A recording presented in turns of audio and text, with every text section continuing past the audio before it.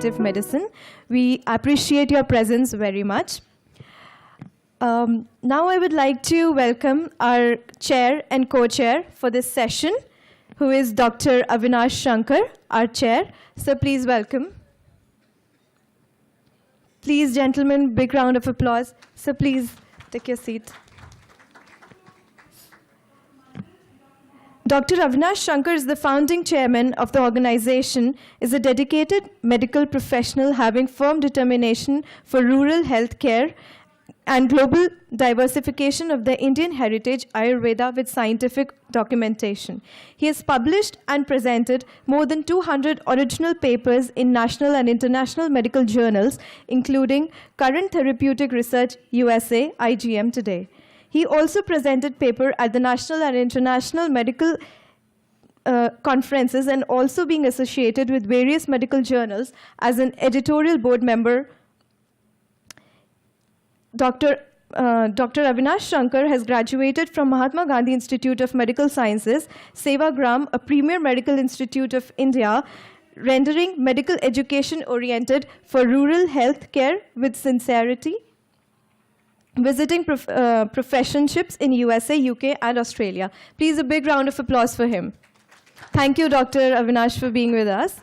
Now I would like to invite Dr. Ashok Kumar Panda, who is a professor at National Research Institute of Ayurvedic Drug Development. Dr. Ashok Kumar Panda is a scientist by NRIADD, Kolkata, of CCRAS GOI. His subjects of interest are folk medicine, clinical research, epidemiology in the field of Ayurveda.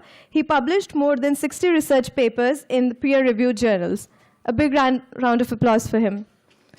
Thank you, Dr. Panda, for joining us. We'd now like to ask our chair to please announce the session open. Now session is open, and I want to present my first paper myself only. Thank you so much, sir. Please.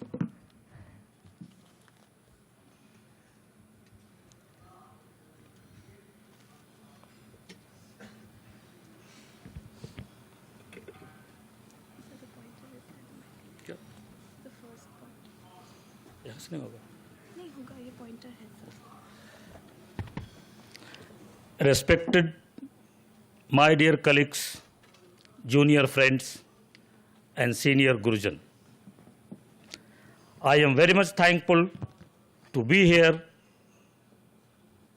to state regarding the conference, and I am bitter grieved to know that it is a conference of traditional and alternative medicine. I don't want to make the Ayurveda or this medicine. There is nothing like traditional, there is nothing like alternative.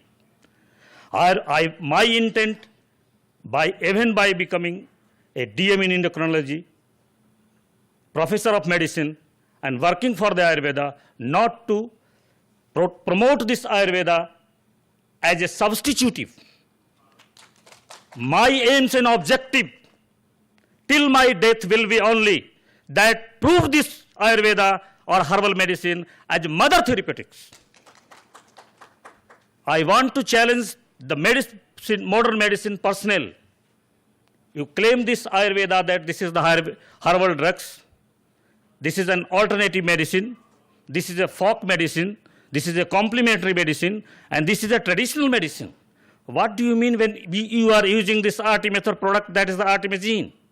What do you mean when we are using the lenoxin or the digoxin, that is the derivatives of the distill purpura?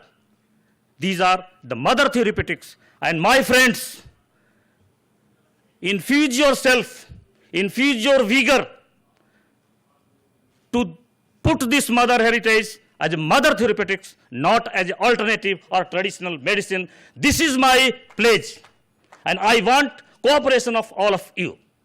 And in the context, I have studied and want to present my research paper, that is the Ayurveda for neurological disorders.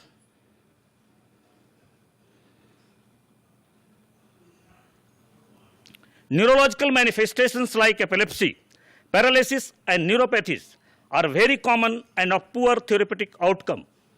Is prevalent, cumbersome, in spite of marked advancement in diagnostic facilities and broad arena of modern medicine.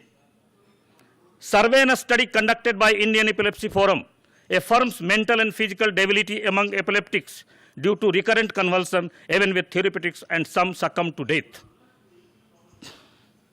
Paralysis either due to hypertension, leading to cerebrovascular accident, lower motor neuron lesion, and spinal cord affliction. In spite of various measures, quality of life, even with treatment, is not very much improved in spite of advanced diagnostics and physiotherapeutic measures. Conditions like brainstem lesion possesses no option even in present scenario of advances in medical sciences and surgical sciences. As per documented literature, neural cells are considered non-regenerative, and present therapeutics helps only in tissue preservation, degeneration, or necrosis and apoptosis. That is not regarding the Ayurveda or the herbal medicine, but these are the drugs of the modern molecules which are not having, as they cannot repair the myelin sheath of the neurons. And myelin sheath of the neurons can only be regenerated by the natural products which have a multi-component ingredients, but not by a single component ingredients, which are the modern medicine molecules. Paracetamol is not combined with the other drugs, but our Cyprus rotundus, they are constituting so many composites which are acting as an antipyretic, analgesic, and antiarthritic. Thus, with an intent to provide therapeutic outcome in the neurological disorder, role of Ayurveda is assessed at RA Hospital Research Center and Center for Indigenous Medicine Research, Varsaligans, Nevada. Material and methods. Patients of neurological deficit attending RA Hospital and Research Center, Varsaligans were selected and evaluated for their clinical presentation, and patients associated with other sequelae or complications were discarded.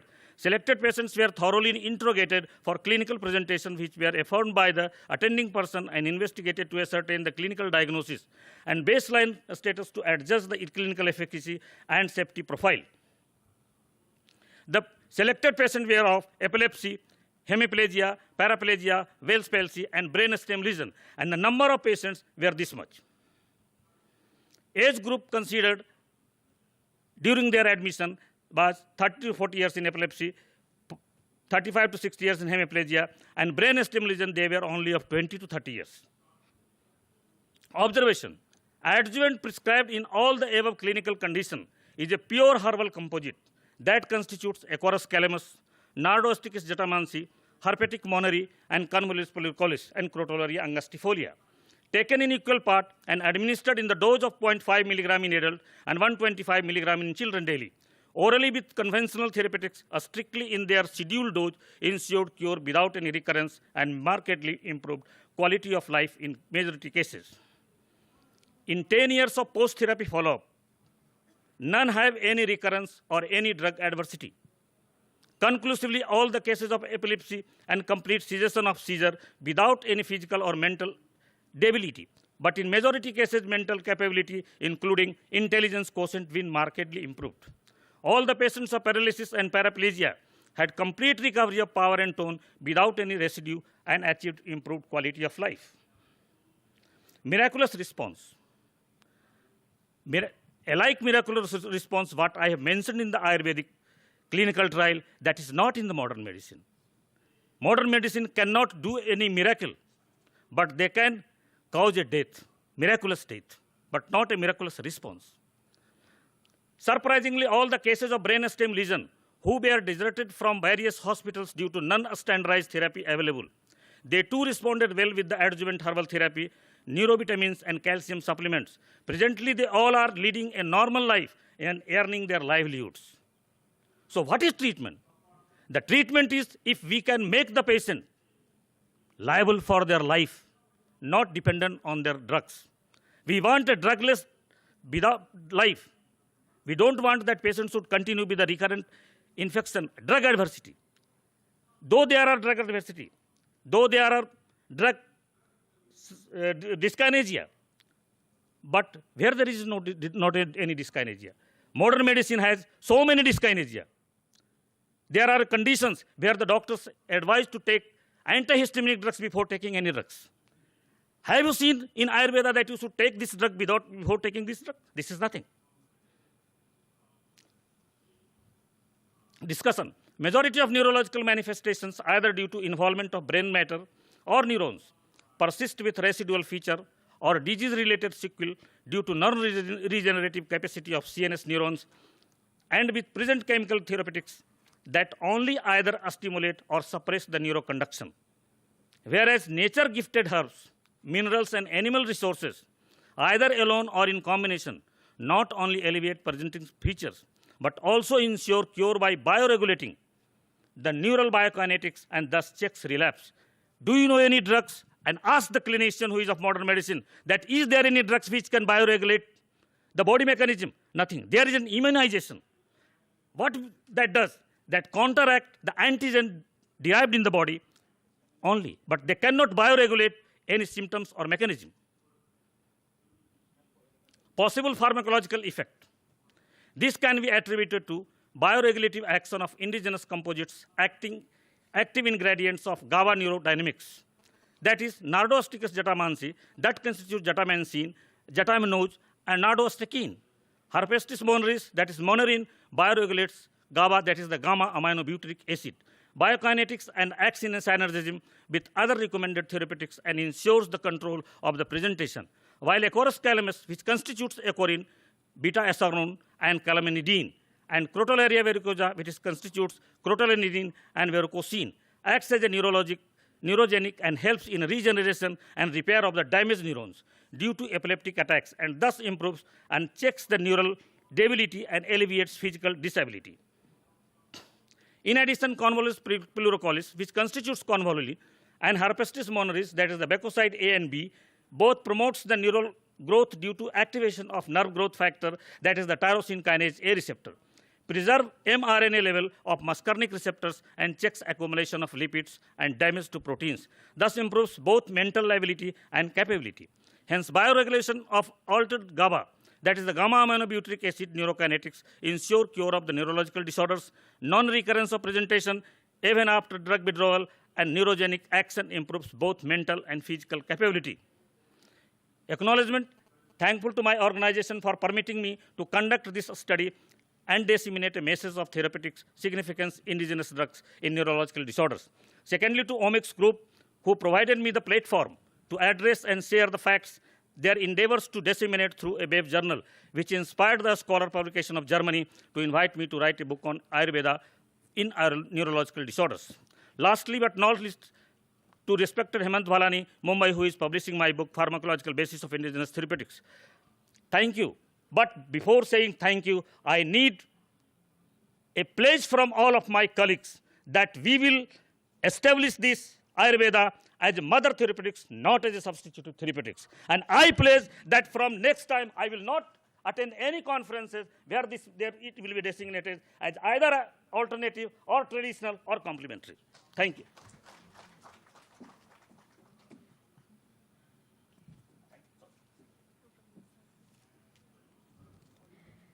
Thank you very much, Dr. Avinash, for a wonderful and zealful presentation. I'm sure each one of us is thrilled.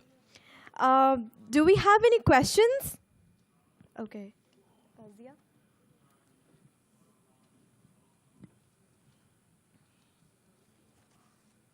It is not a question, it's a comment. We should show more tolerance towards the other system of medicine. This is not the way, you know. As a senior person, you should have a lot of tolerance towards the other system. We should not condemn any system of medicine. Each system of medicine has got its own advantage and disadvantage. One has to accept that.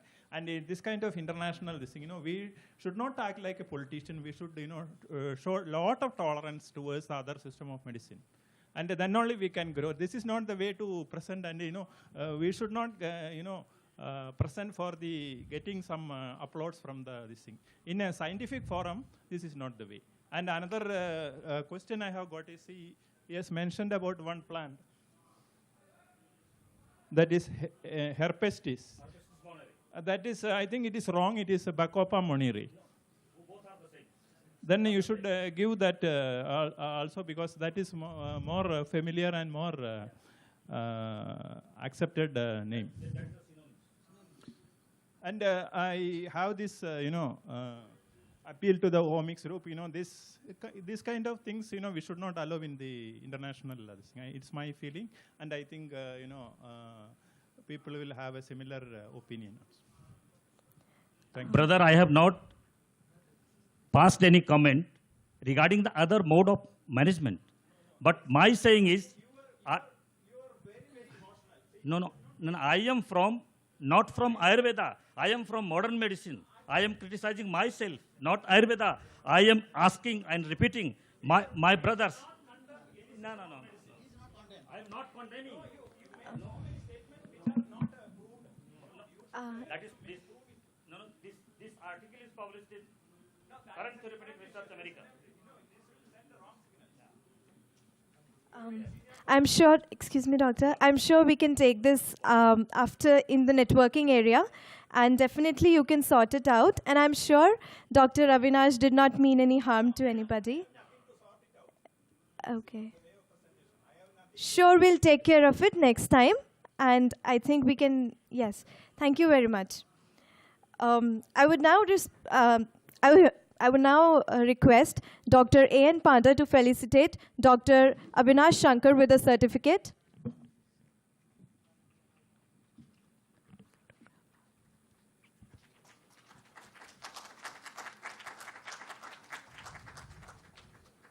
Thank you very much. Now I would like to call Dr. A.N. Panda, our co-chair, for his presentation. Please welcome him with a round of applause.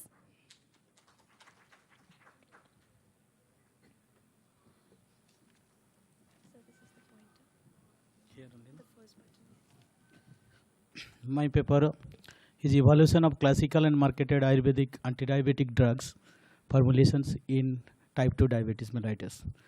Actually, so many companies have come up with many products, and patients are confusing which you want to take and who to do not take, and what is the validations. And I may try a little bit trying to validate and how it is working in this presentation.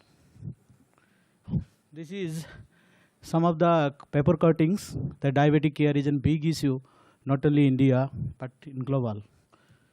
These are, my presentation will be prevalence, clinical profiles, patient attitudes, prescription patterns, safety and outcome of classical and marketed Ayurvedic anti-diabetic drugs formulation in type 2 diabetes.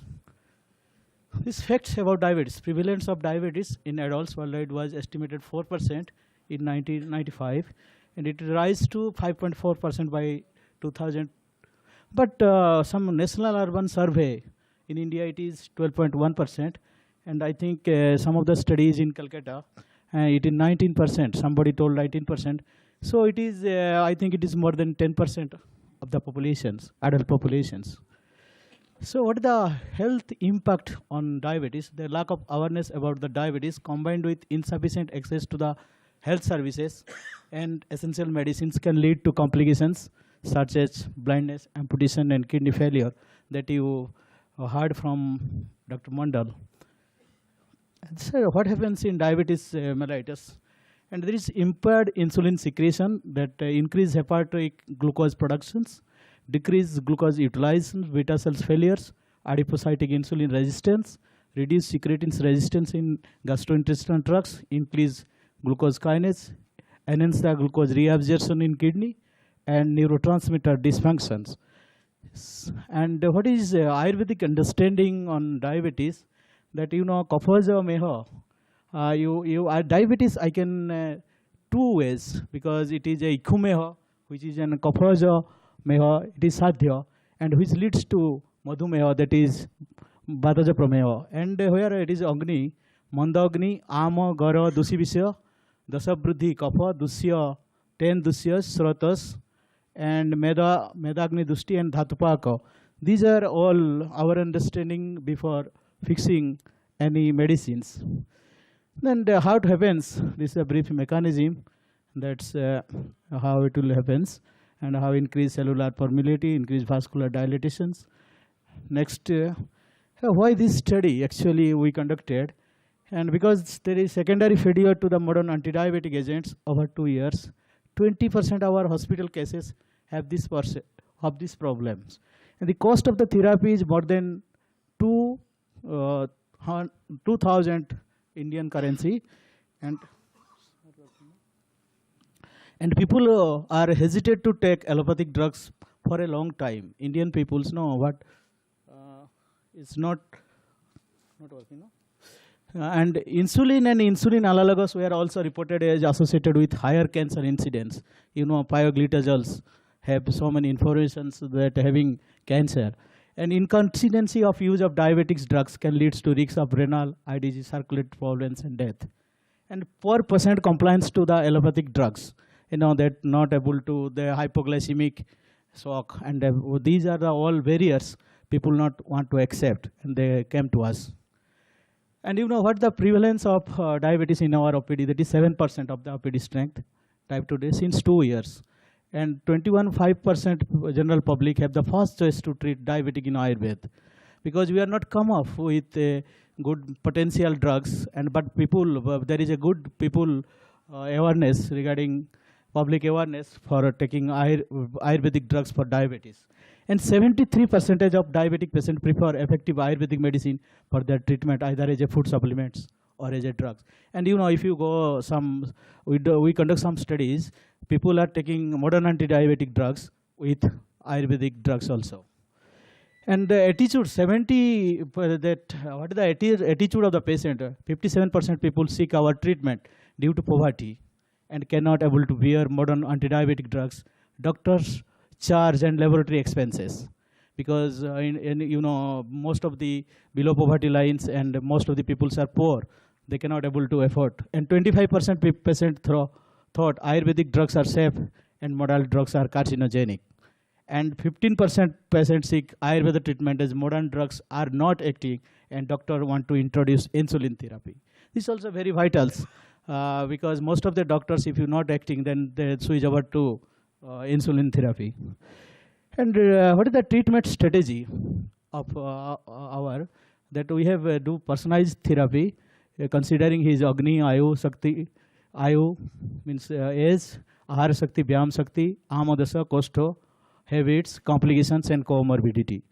And therapy and comorbidity, we are do the main therapy and therapy to the comorbidity.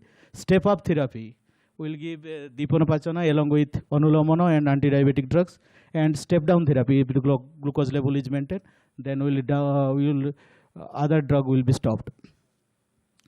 Then what is our study? Our study design is retrospective, observational, and study period is June. That subject is involved 2 to 7s, and treatment design, one is comprehensive care, another is single hypoglycemic herb care, classical formulations, and marketed formulations. And you know, when we take any press case, you know, there are so many factors like Agni, Ama, Garadusi Visha, Kosto, Vyasana, and comorbidity complications are involved in the body chemistry. So that develops a type 2 diabetes over times. There are many tools used to treat it. So not a single drugs, my experience is that not a single medicine can act for diabetes. We have to give a group of medicines. And this is also we introduce Panchakarma when before we need it requires Shodhana. Then medicine used in comprehensive care. What medicine actually we are using in our, that we want to increase the Agni by Agni Tundi Bhati, Sanjivani, through Amopachana, Triphala Churna for Olunamana, Bilvadi Gulika for Gorobiso, Amlips or Leaf 52 to increase the hepatic functions, and Osogandha Churna, because you know, lastly there is a neural dysfunctions. So I propose this is Osogandha Churna also we are administrating, and Purannava Sabo or Purannava capsules, that also we are introducing, because there is a renal functions also involved in diabetic pathology. And single herbs that we are using, that Corella, Guduchi, Mesasringi, and Methi. Next, classical formulations that Vasanta Kusumagarasa, Triphala Churno, Chandraprabhavati, and Nisa Amalaki Churno we are selected. Next, marketed compounds, this is Ambli Plus, granules, Dibicons, Madhurakyak Davar, Madhumehari Vaidnath, and these are all company medicines that we choose for administrations. And these are my AS6 distribution of observed diabetic patients. And we got one patient, and that lastly it is IDDM. This it cannot be controlled with our medicines. And this young, this, where is it? कैसा काम करना है? Upper one. Yeah. So these the young patients, they are IDDM before they came to our clinic, but later on we switch over to insulin therapy. Next, this range of blood sugars that our patients coming to, there's a history of disease, that fresh case and this known case. And this one, these are all history of medications, secondary failures with diet and herbs, without medicines. These are all disease presentations, only diabetes, comorbidity like osteoarthritis, and complications like neuropathy, blindness, retinopathy. And then these are my prescription patterns, that comprehensive care, single herbal compounds. These are the treatment of comprehensive. One case study I just given, that you see how long and this treatment response over the days of 50 days. You know what my observation, that our Ayurvedic drugs is not acting so suddenly. If you give today medicine and tomorrow blood sugar you will monitor, you will not get result, so good appreciable result. But over the time, that I want to share, that over the time the glucose is maintained. And this is another graphs I will show you how the Karela, Guduchi, Methi and Mesosrangi are acting. And here what I observe, Karela are more potentials, and compared to Methi, Mesosrangi, and Guduchi is acting less. And this is another, we get very tremendous good result in Amli plus granules, because we are giving 2 teaspoons. So I think it is adequate dose. And compared to other formulation like, before one what? And that's a classical formulations response. Nisamola Kichurno, it's not got good response. And we'll get Chandraprabha also not good response, but we'll get very good response in Basanta Kusmakaros, even also some of the insulin-dependent diabetes cases. And please see, you have to know the disease very well. You have to see the creatinine levels, because some of the comments and some of the people tell that Basanta Kusmakaros leads to end-stage renal failure. So that please look over this. You see the monitoring the creatinine level always. And comprehensive care along with diet and exercise. And I see, every patient I told to 45 minutes walking, and minimum 3 days. And I just we tell to reduce the weight, and this is a tremendous result. Even some after 3-4 months of therapy, we stop the medications, hypoglycemic herbal compounds. Even the blood sugar is maintained. This is a things to educate the patient, and also you tell to cessation of the smoking and other alcohols like that. Then we will get very good result. Even without drugs, also the blood sugar is maintained. It's my experience, because. And single drug therapy can be option for low range of sugars. If you low means below 200 or below 300s, then you can have a single drug therapy.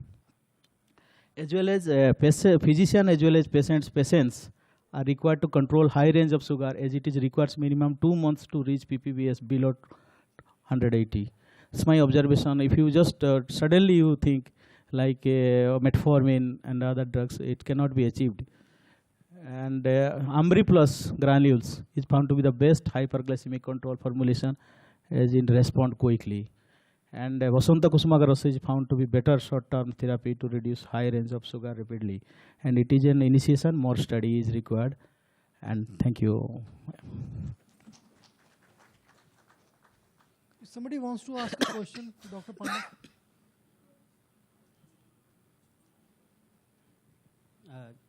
Good morning, sir. I'm Dr. Nitin from MP.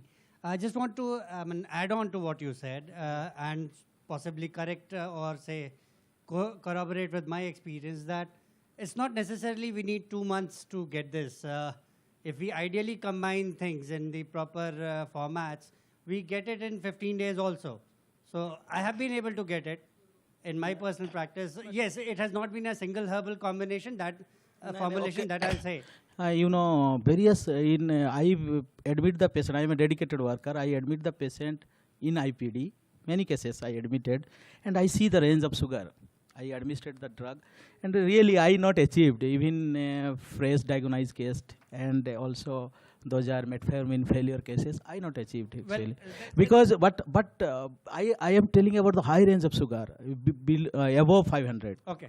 And but my experience, if it is low range of sugar, below 300, then it can achieve within 15 days. I am agree with you. Well, But when high range of sugar we admitted, we see the creatinine levels in, and we give intensive care in our hospitals, that I not achieved it. There you're right, because I'm talking from an outpatient perspective. And yes, And because if you have an international forum, I very much confirm. I admitted minimum 30 cases of hyperglycemic. I mean, blood sugar above the level of 500. fine, sir. There's no debate on that. I'm just adding from my experience. No, And you are right. You are right. Because if it is below 300, you can achieve in 15 days. Okay. And, Because but my experience is that if you give if you see the Agni, that Agni Tundibati and Sanjeevani, like that, if you add and Amlib or 52 and this type of things, then we'll sort it out early. If only you are strict on methi and this, then you cannot stick. Even the creatinine level will be go high. Right, That right. gets to complications. right. And Basant Kushmakar actually enhances it. It is more of a enhancer and more of a, how should I say, Yeah, you are a right. catalyst in promotion. That I told, no, The activity. that if you, because every patient is not able to buy Vasanta Kusmakar Ras, and hospital is not providing, our government institute is not providing the Vasanta Kusmakar. We will provide the Amli Plus, but not Vasanta Kusmakar Ras. So we see in some cases, if you administer Vasanta Kusmakar Ras, it is a bioenhancers, and it will, in this case, we will achieve within 3 days. Right. Our 500 sugar is come down within 3 days to 200, like that. Right. Thank you. Thank you.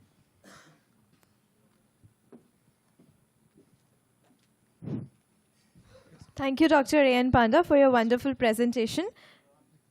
Okay, we have another question. We can have the mic.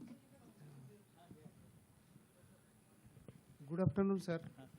Myself, Dr. Narayan Jadhav. I am Ayurvedic physician.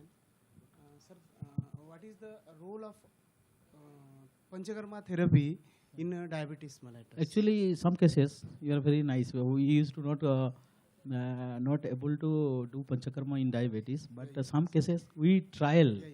If you see so kapha predominant is there and people has a heavy, very heavy, then we do Bhamana. And Bhamana, and after Bhamana, I seen personally, you cannot challenge if you not do the personally the work, and their blood sugar level is down. If you do one Bhamana, then 100 blood sugar will be down. Okay. It's my paper, sir. My PG is in Kai Chikitsa. Very good. My topic was the management of diabetes mellitus after woman karma. Good topic. Please share with me. The 20% of the BSL of that patient is come down after woman karma, sir. Yeah, good. I also observed that one. I told. Thank you, sir. Because I very limited level, I cannot tell because only 2-3% I tried. If it will be more than 10, then I will tell. That's why I not told. Thank you. Sir, we'll be taking one last question, please. Okay. Hello everybody, I'm Kaushik. I'm coming from London School of Hygiene and Tropical Medicine. And can you please tell me about the HbA1c level? Like, Yeah, have yes, you very done good. We'll see HbA1c levels also in many cases. It's reduced, but it requires time, mainly 3 months. Okay. 3 months, if you just, even 12, 13 HbA1c, it's reduced to below 6. Okay. Thank you very much. Thanks. Thank you, Dr. A.N. Panda, for your time. Now I would like to call Dr. Satya N. Dornala for a presentation.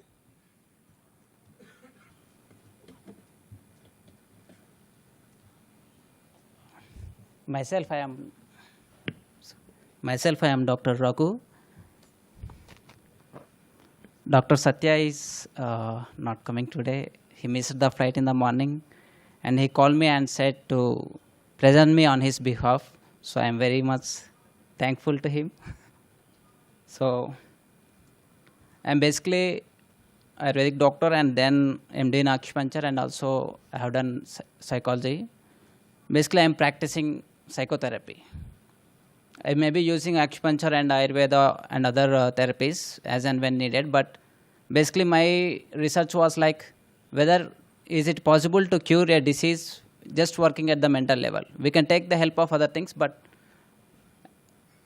so my research has always been to start treatment from mind, not from body. There are two ways. Whatever you do to the mind will influence the body, and whatever you do otherwise it affects. So mostly almost all the therapies are focused on working through the body, either through food or medicines or whatever it is, or needles and all these things. But my research was, since I am from yogic tradition, I wanted to try it otherwise after completing my BAMS. So I have worked on hundreds of clients and used to spend 1.5 hours to 3 hours with each client, taking the history in detail, and you try to use various psychotherapeutic techniques along with Shirodhara to bring the results. And I have got excellent results. And so when Satyanarayana told me to present on his behalf, I felt lucky because it's the same area and he was working.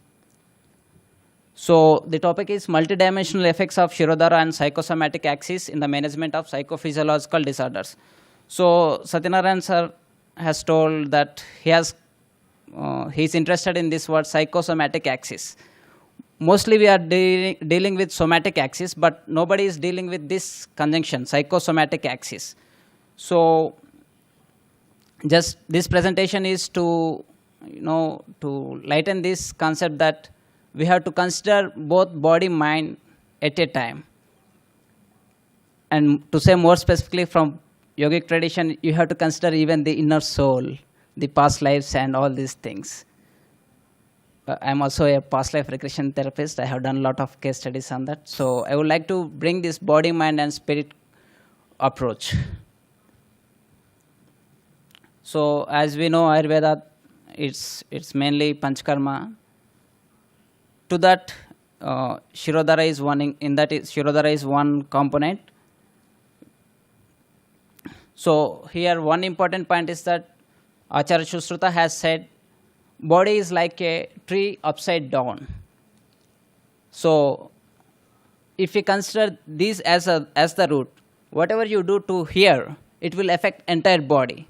Because this face has all the things that connect to the body, 5 sense organs, manas, and everything.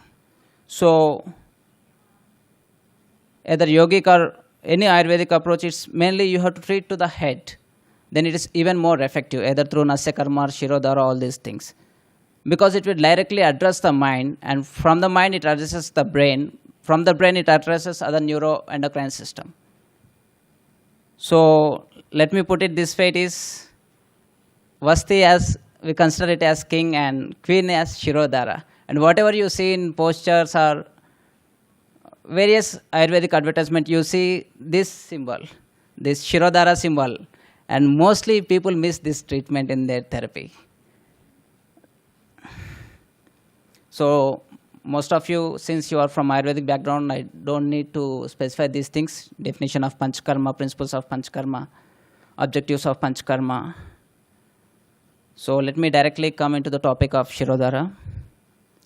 So rather than saying it's oil dripping, let me put it Ayurvedic transcranial oil dripping, because it is passing through the layer of cranium and reaching to the brain, and then it is reaching to the mind. So whatever we do in the name of Shirodhara, it creates certain state of mind in you. It is called restful alertness. For example, if you are resting, you may fall into sleep and you don't listen to what I am saying. But there is other way where people are very alert and they are focused and they miss whatever that is there in this room. So a better way of being is restful alertness, where you are restful, relaxed, every muscle of your body is cool and your mind is alert. So Shirodhara brings you this state where you are restfully alert. You are not lost somewhere, your mind is present here. And at the same time, your body is not tight and focusing on me, it's relaxed. So Shirodhara is one such thing which gives you this state, and it brings the change from within, not at the physical level, it brings from your perception level, your behavioral level, your cognitive functions will change. So like we can say how this therapy might have been invented. So let me tell it from this side. It's like Shivalinga is always poured with that thing. So Shiva is mainly we can consider as Rajasic in quality. He is highly vibrant. He is energetic. So anytime Shiva Tandavam can happen. It's like that. So a diseased patient also we can take it same way, particularly when it is Manasika Rogas. So maybe this is the way how Shirodhara has been invented. So requirements and procedure of Panchakarma, what are the things that are needed? I think most of you may be knowing Drone and all these things. Coconut shell we can use, and you will be using almost like 3 liters of oil per session. And number of sessions, it may go from 14 to, sometimes you can go, if it is chronic patient, it is 30 sessions. As far as treatment time is concerned, it is from 30 minutes to 1.5 hours. It's ideal.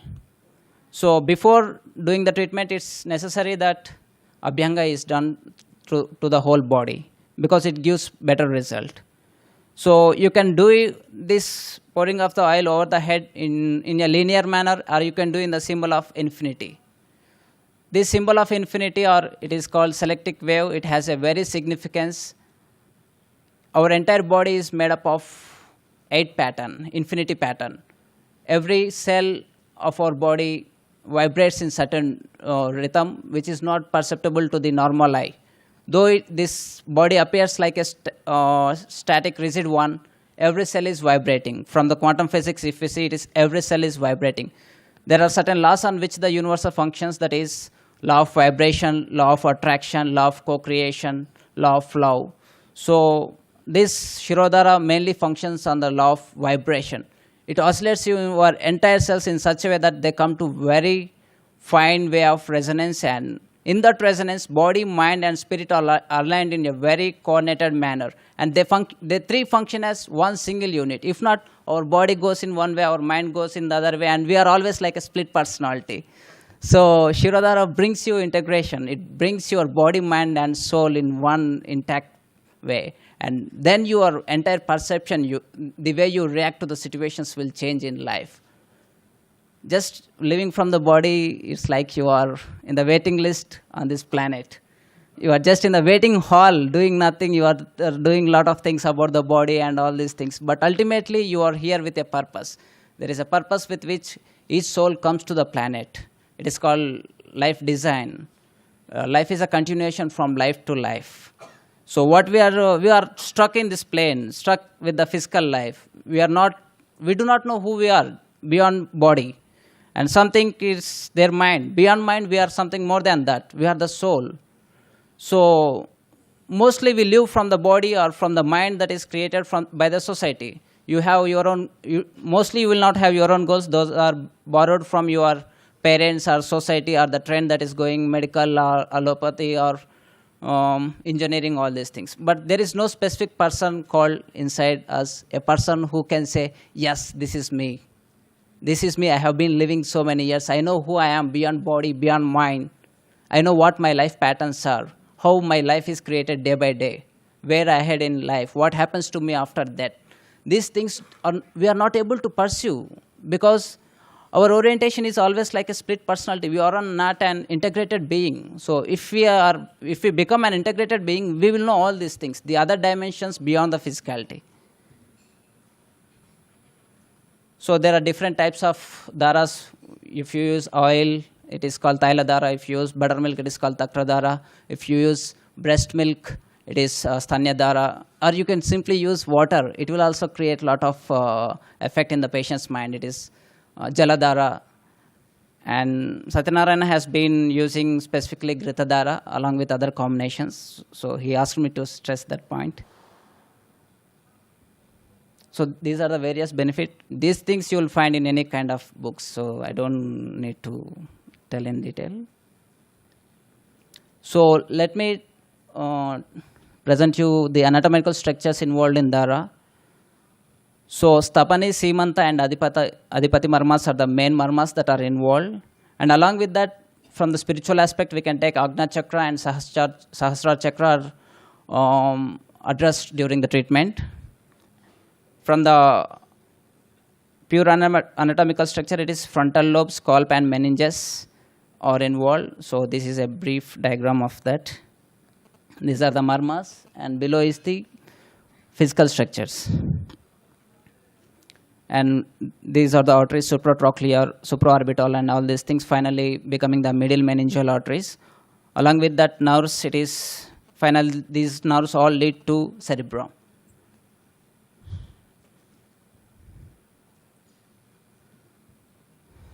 So these are the veins. These are 4 paired diploic veins.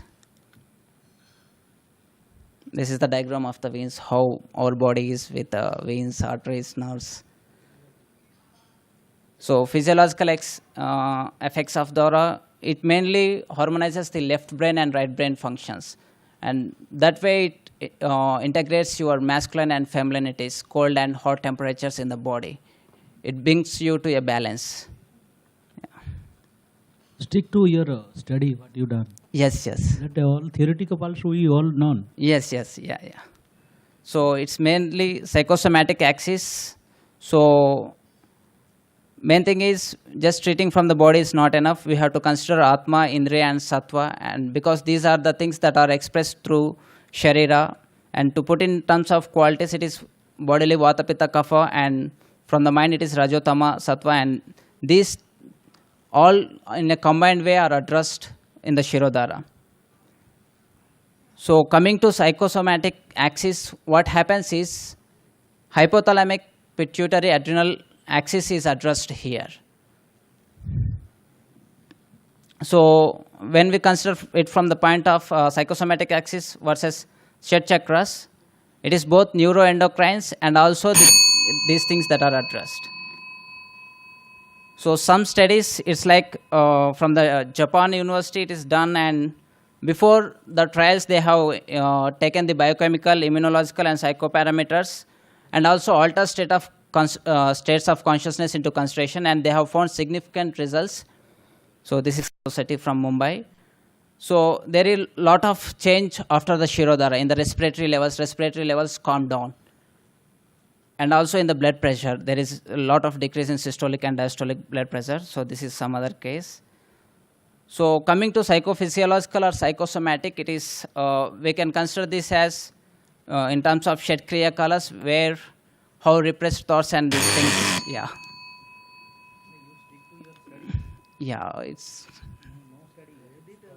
yeah, yeah. Everybody we know these things. Yes. We are also seeing the papers. Yeah, yeah, yeah. So coming to dimensions of, concluding. So coming to dimensions of Shirodhara, it takes you into higher consciousness states, and also it is one form of passive meditation, and it reduces physical and mental stress, and it influences your psychoneuro systems and also third eye. And conclusions, it's like mostly we do not incorporate this mind concept into the treatments, and Shirodhara is one such thing which addresses your mind directly. And though coming to psychiatry, there are a lot of things that are happening, but without using medicine, there is no better approach, and I think Shirodhara is one such useful approach. And thank you. Yes. Does somebody have some questions here? Hello. You please concentrate to also you Dr. Raghu. Oh, that's why maybe. But you have to some case studies or something what in which perspectives your body-mind medicine is working. So, but you not said these all things we know from journals and books. Okay, and okay. Thank you, Dr. Raghu. Please collect your certificate.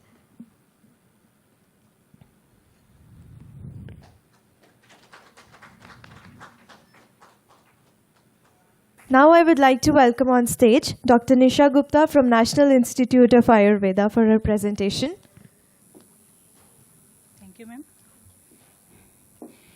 Agyan timirandasya jnanaanjan shalakayaha chakshurunmilitu yena tasmai Shri Guruve Namaha. Honorable Chair and most esteemed audience, first of all, I would like to thank the OMICS Group of for giving me a chance to speak over the dais before you people. I'm starting with the subject, random withdrawal, knocking allergies across sectional studies with special reference to Ritu Sandhi. Entire world enjoys the 4 bubbling seasons, but in India, we have got the privilege to have the diversity of 6 seasons. Shishir, Vasant, Grishma, Varsha, Sharad, Him. These are the 6 seasons that we enjoy every year. Coming to my topic, starting with the allergic diseases and Ritu Sandhi. You know, allergy epidemic is at its high throughout the world, and India is no more out of the race. And on the other hand, to sustain the health, preservation of health, Acharyas has described so many about in the Swasth Chatushka like Dincharya, Ritucharya, and there the concept of Ritu, Ritucharya and Ritu Sandhi is very significant to mention. Purushoyam Lok Samhitaha. You know, this is a macrocosm and microcosm. This is the theory. This is very beautifully related by Acharya Sushrut. Visargadan vikshepai som suryanila yatha dharyanti jagat deham kaf pittanilas tatha. So, this is the macrocosm. The governing forces of macrocosm also govern the human beings, the Vat, Pitta, Kapha, all the physiological and pathological entities. So, these macrocosmic entities, wind, moon, sun, they also influence the microcosm, the human being. Now coming to Ritu, this has been described in 3 terms, that is the Masa, Rashi and Swarupa. There are a number of dietary and behavioral regimens, that is the Ritucharya, to maintain health, and Parinam also has been quoted as a potent cause for any kind of disease. Ritu Sandhi is a time, proper time, suitable time for sacrifice, and the another meaning is to repeat itself in a very cyclic manner, that is a Ritu. And you know, Sandhi is union, conjunction, combination, conjunction, these are the different terms. So, Ritu Sandhi, as it has been described by Acharya, Ritvu Rantyadi Saptaha Ritu Sandhriti Samritaha. It means the last 7 days of the outgoing Ritu and 7 days of the incoming Ritu, these has been described as the Ritu Sandhi. This is the transition phase between the 2 Ritus, that is the interseasonal phase. You can have a look on the Ritu Sandhi of the 2 Ritus, Vasant Ritu and Grishma Ritu. So, each Ritu is of 60 days and every Ritu has a curve-like pattern. First, initially and in the end there is a curve, and in the center it had its peak. So, Ritu Sandhi period is for 15 days. Here it has been described for 7 days of the last Ritu and 7 days for the coming Ritu. 6 Ritu Sandhis, Shishir Vasanta, Vasanta Grishma, Grishma Varsha, Varsha Sharad, Sharad Hemant, Hemant Shishir. So there have been because the 6 Ritus has been described, so 6 Ritu Sandhis also has been mentioned. Now, when to adopt Ritu regimen, Masa Rashi Swarupakyam, Rito Yat Lakshan Trayam. So, Masa, Rashi and Swarup, these actually decide when to adopt the Ritu regimen or the Ritucharya. When Masa is arrived, only mild Ritu regimen is to be followed. And when Masa, Rashi both are there, then moderate regimen is to be followed. And when 3 of them, Masa, Rashi, Swarup have been there, complete regimen has to be followed. There is different Ritus, seasons, Hindu months, this has been described here. All you people might have been knowing about this, so I am coming to the next slide. Adankal, there is the definite pattern of Rasatpatti, Guna, Dosha, Dehabal and Agnibal. Especially, I would like to mention here the Dehabal, maximum, moderate, less in the respective Shishir, Vasant and Grishma Ritu Sandhi, Ritus. In the Visarakal, again, the same Rasatpatti, Guna, Dosha and Dehabala pattern have been there. Now, actually, my study is a cross-sectional survey study. A natural curiosity was there to decide the subject. Asatmeja hi rogasyu sahasa tyagshilanath. Acharya has prescribed a very specific way of living, diet and lifestyle regarding each and every ritu. And whenever they are withdrawn randomly, definitely there is manifestation of certain disorders. This Ritu Sandhi period is very sensitive for the manifestation of his disease. So that principle was actually applied to study the prevalence of allergic disorders in a cross-section of almost 1,000 sample population. And there has been a pattern decided how to transfer from one Sandhi to another. That transfer should be very gradual and it shouldn't be random.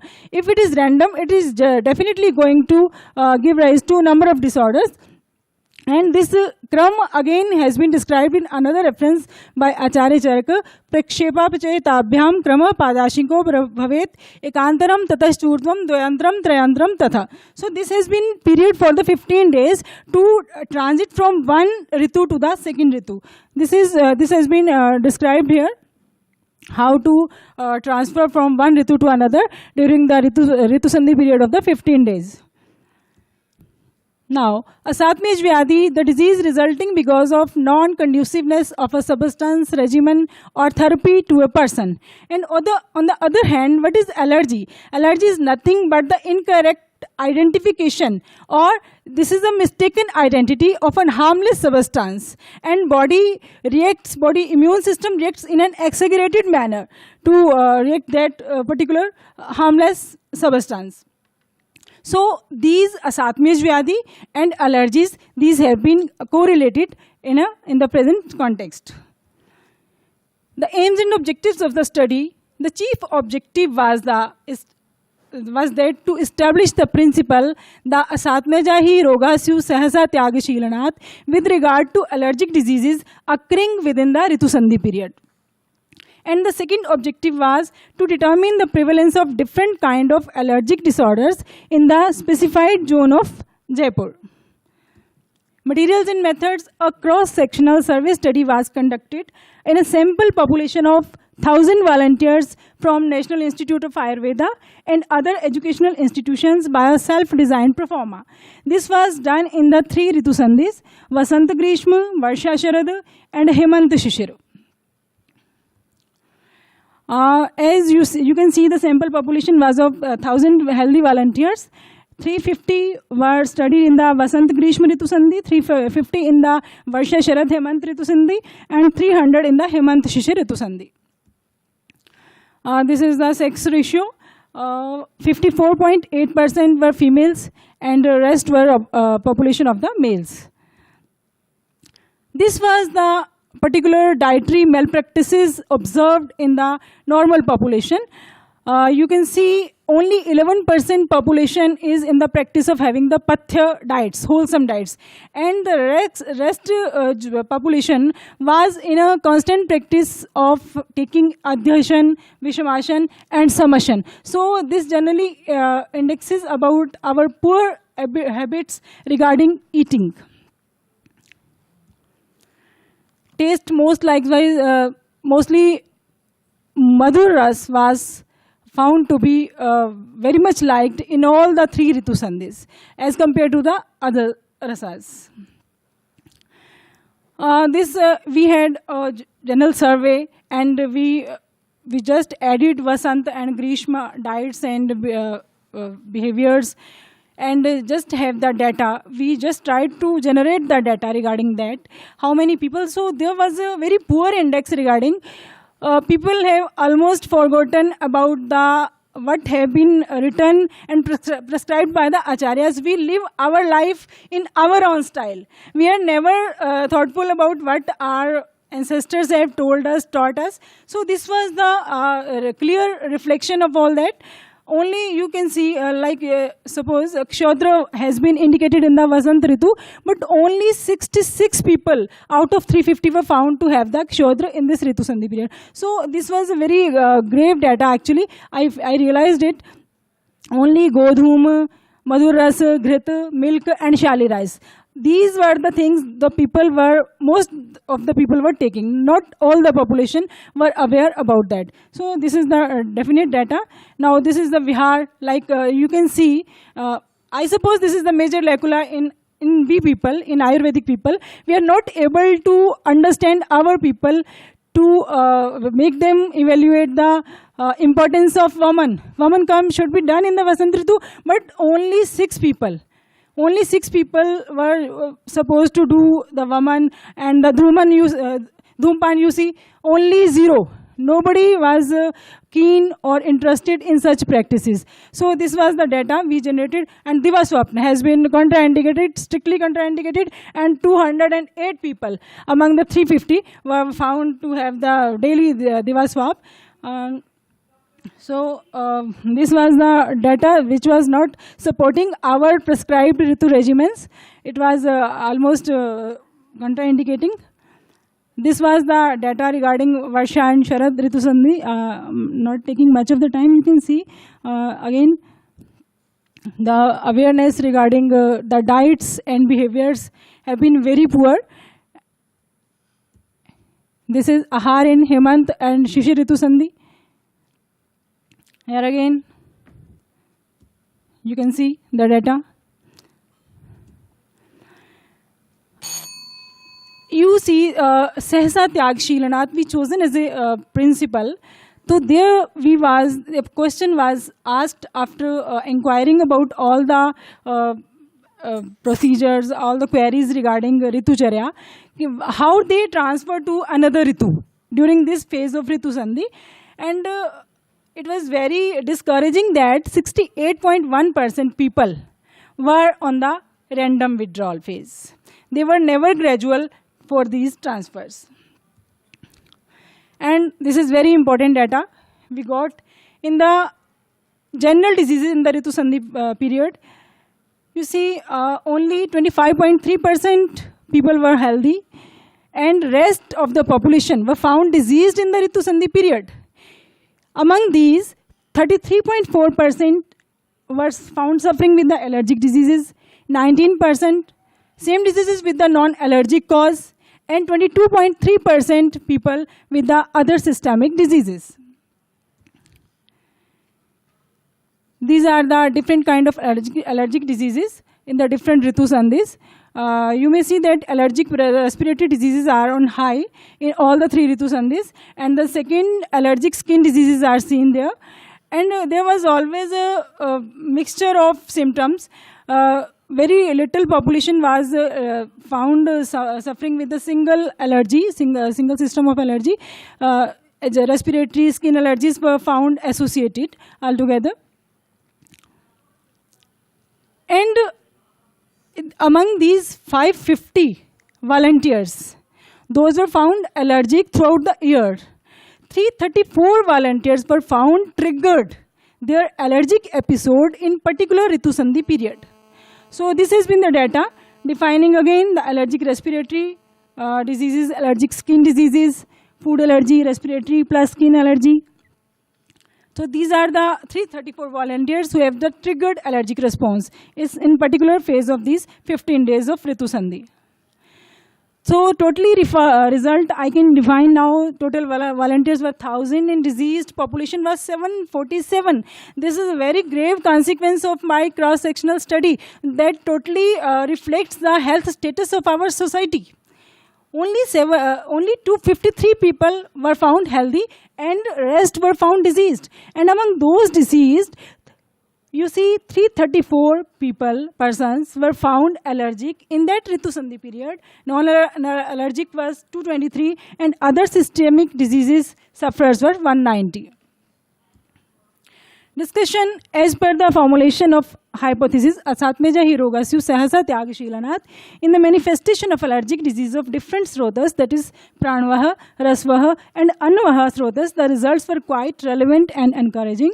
68.1% sample population was found in practice of random withdrawal of their outgoing Ritu, and almost similar proportion, that is 747, was found suffering with disease in general and 334 with allergic diseases. In general, out of 1,000 healthy volunteers, 25.30% volunteers were found healthy and 747 volunteers were found unhealthy. Out of diseased population, 73.63% means 550 volunteers were found suffering with the different kind of allergic diseases, and 197 were of other kind of systemic diseases. In all the 3 Ritu Sandhis, maximum number of patients were of respiratory allergy. This clearly indicates the presence of Shita Guna in the manifestation of the disease. Conclusion, I am concluding. These days people are in practice of random withdrawal. I got the data for 67.71% and intake regarding transition from one Ritu to another. Out of 1,000 volunteers, 747 were found diseased. In general, out of 1,000 volunteers, 550 were found suffering with different kind of allergic diseases throughout the year. And 334 volunteers were seen with the triggered allergic response during these Ritu Sandhi periods. Thank you. Thanks for the patient here. Does somebody has a question?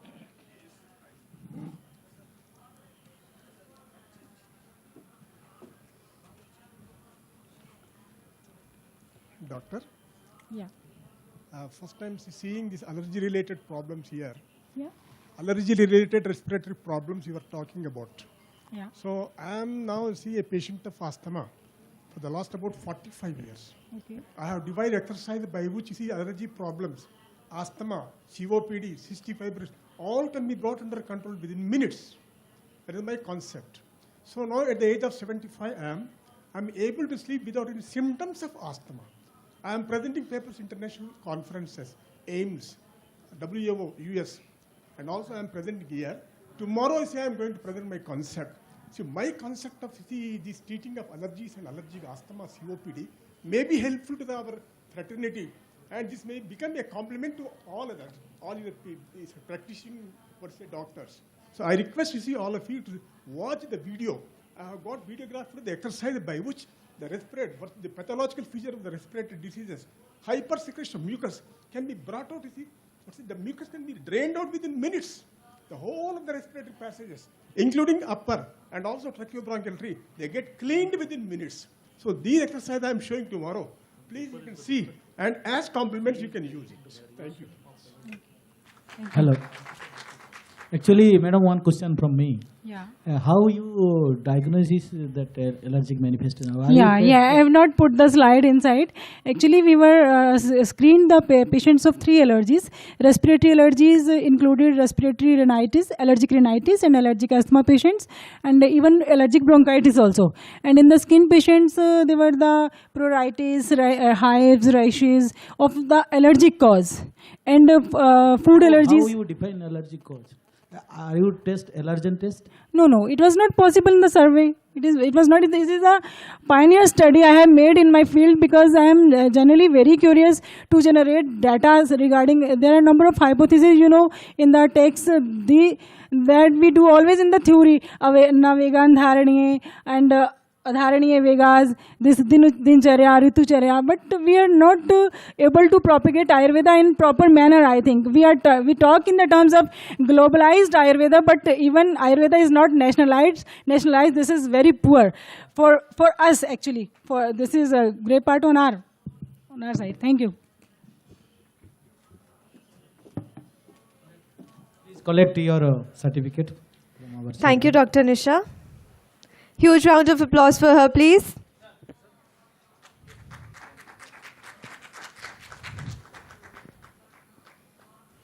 We are inviting Dr. Vaidya Mita Kotach for her presentation, which was not scheduled today. But we welcome her very much. Please, a big round of applause for her. She's from National Institute of Ayurveda. Respected chairpersons and learned audience, I presented a topic of a comparative study on barley and oats and its effect on weight loss and nutritional parameters. Nowadays, changes in dietary practices, lifestyles, along with reduced physical activities rising with influence contribute to increasing prevalence of overweight in all the age groups of society. Obesity has reached epidemic proportion in India in 21st century, with morbid obesity affecting 5% of the country's population. The National Health Foundation of India undertook a study amongst the higher middle class, lower middle class in a large office establishment and amongst the poor class from a slum in Delhi. As against obesity of 1% for male and 4% for female in slum, the corresponding figure in the upper middle class and middle class together were 32%, 32.3% and 50%. More females than males have been found to be overweight in all age groups, 44.5% in females versus 19.6% in male. Incidence of obesity was higher in people above 40 years. The prevalence of obesity was about 3% in male and about 14% in females above 40 years of age. 20 million Indians are obese, and by 2025 expected number of 68 million. Obesity existing when adipose tissues comprises greater than normal functions of body weight. The measurement of body fat is too complex to be of practical clinical application. Hence, measures such as critical index, also known as BMI, are used in daily practices. The World Health Organization guidelines define a BMI of 18.5 to 24.9 kg per square meter as normal, 25 to 29.9 kg per square meter as grade 1 overweight, and greater than 30 kg per square meter as grade 2 overweight. With this in mind, the International Diabetes Federation has accepted BMI value of greater than 25 kg per square meter and 23 kg per square meters as a cutoff of obesity for Asian men and women respectively. So for the present study, the patient having BMI greater than 23 are included. With the current back to nature thrust, many obese patients also look for some help from traditional systems like Ayurveda. Traditionally, obesity was believed to be associated with lifestyle. Several studies have shown that changes in dietary pattern, physical activities levels, lifestyles, and related to increasing frequencies of obesity and the risk of associated diseases. Present work was conducted on barley and oat, yava and jai. Many preparations of barley are reported for wide use of weight-reducing diet like sattu, laja, etc. Ayurvedic texts prefer yava over jai because oat is considered as a kudhanya. The drug or ahar which will reduce or scrape away the unwanted dhatus, malas, and thus helpful in removing extra fat is known as a lekhan karma. We can correlate the lekhan with other karmas on two bases. First is as concerned with the dhatus metabolism, lekhana is apatarpana karma and it is similar to langana. Removal or scraping of unwanted dosha, dhatu and mala, we can say chedana is very much similar to lekhana. Langana, Rukshana and Svedana are included under the broad term. Apatarpana means depletion of the body tissue. The Lekhana karma is also known as Aptarpana karma, as the body tissue are reduced in Lekhana too. Langana is a procedure which causes lightness of the body. We can say Langana and Karshana covers the meaning, this meaning. Aims and objects of this study: to find the easily available and cheap nutritional diet having Lekhana property and helpful to maintain the body weight. To conduct a randomized clinical trial in order to evaluate Lekhana karma of Yava and Jai in overweight or obese. To compare the results of both groups. This is the plant of Yava, barley, and this is the seeds of barley. This is the plant of Jai, oats, and this is the seeds of Jai. It is almost similar material and method. 56 patients were recruited in the trial. Group A, Yava flour 150 gram daily once in a day in a form of roti, chapati. Group B, Jai flour 150 gram daily once in a day, the form of chapati.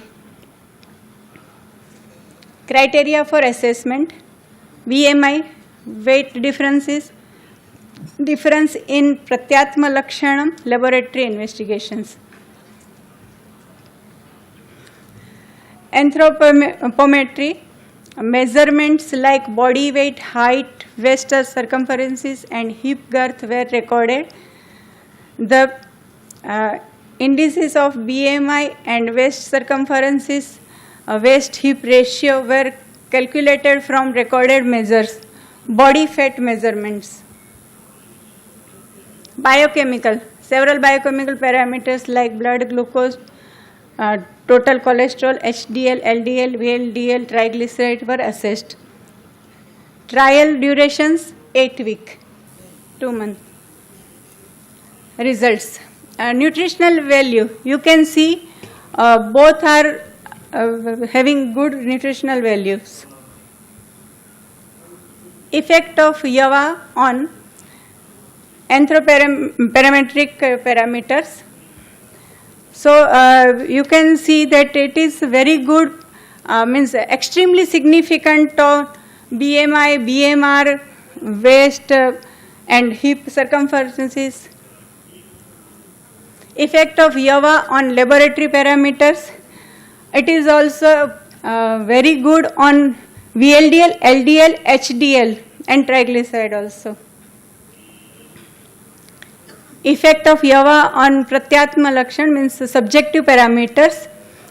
It is very good on Alasya, Gaurava, etc.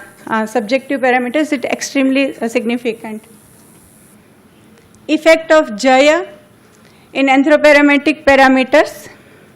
It is also significant in BMI, BMR and weight. Effect of Jaya on laboratory parameters. It is significant on cholesterol, triglyceride, etc. Effect of Jaya in Pratyatma Lakshanam. It is also effective on Gaurava. This is the comparative comparison of both Yava and Java. You can see in all results, you can see Yava is more effective. Discussion. By comparing this result, we can say that both Yava and Jai were having Lekhana effect and can be used as anti-obesity diet in routine. During this study, no any allergic condition or side effects were reported by subjects. Effect of Yava and Jai on anthropometric parameters and laboratory parameters shows that there was a statistically significant improvement, but Yava is found to be more effective on both parameters. Effect of Yava and Jai on Pratyatma Lakshan parameter shows that there was a statistically significant improvement in alasya, daurbalya, and Yava also processed extremely significant changes in Gaurava. Other pratyatma lakshan such as chalaspika, etc. also saw consisting improvement, but the level of statistically significance was not quite significant. This shows that if the intake of this food is increased, the effect would be significant. Conclusion. In this study, our aim was evaluate the anti-obesity effect of the flour of barley and oats on body composition in overweight men and women. The group receiving the chapatis of barley flour tended to have greater weight loss, significant reduction in abdomen, waist, hip, skin fold thickness, circumferences. Also found to be significant in reducing serum cholesterol, serum triglyceride, VLDL and LDL. Although chapati from oat flour also showed significant result, but barley is found to be much better than oat. Therefore, we can say that barley is effective on inhibition or prevention of various diseases caused by uncontrolled adipogenesis and lipolysis. Thus, barley and oats can be used in following disorders as a pathya ahar. It is also mentioned as pathya in many Ayurvedic texts. This study proves the indications of Yava over Jai is mentioned in many Ayurvedic texts. It is to be noted that oats are more popular due to better marketing and barley is actually more effective. Many modern texts also describe that oats should not be used as the sole article of diet for the long time, even with the addition of milk. An account of this tendency to produce a skin eruption due to the irritating qualities of avenine, one of its ingredients. So, it is advisable not to use oat for long time. Thank you. Thank you very much for listening me. Can I ring? We'll be taking a few questions on Dr. Vijay's study. Madam, the roti of Yava and Jai was the only thing given to the overweight persons? Only one roti? No, not only one roti. 150 gram flour. In addition to his 3 roti. No, okay, 3 rotis. In addition to his normal diet. Yeah. Okay. Except gehu roti, this Yava roti we prepare.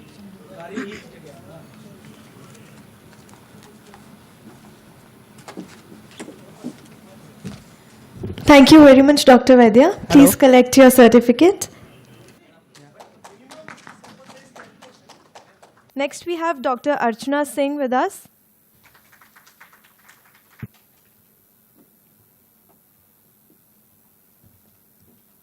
Good afternoon to one and all. Myself, Dr. Archana Singh, final year PG Prasuti Tanta Anesthesiologist from SDM CA Hassan. Actually, I have done one small survey study on how the local people traditionally using after postnatal practices. Then introduction. As we know, folklore medicine is an integral part of the ancient civilization like India.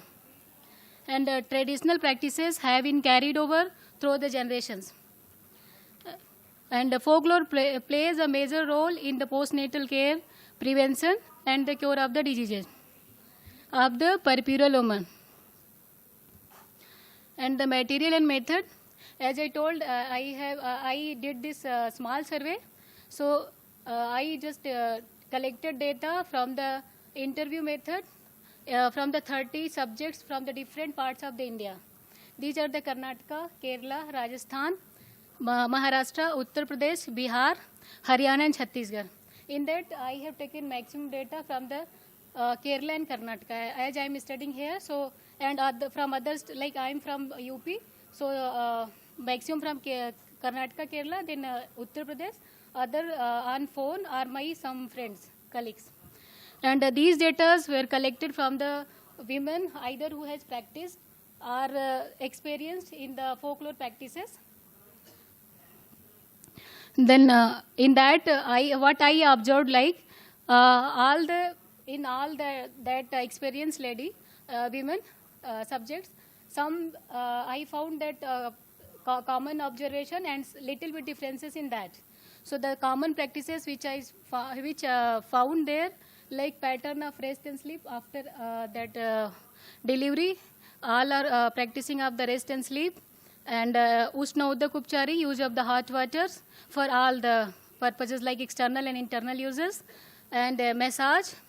Generally, they are having maximally practices of the massage from the next day of the delivery, but some having the practices after 10 or 15 days, as their thought like after delivery, the lady is not, that peripheral woman, that not having too much strength to bear down the strength of the massage, so they are having practice of the massage after 10 to 15 days. And they are using some oil medicated with different drugs according to availability and their satmya.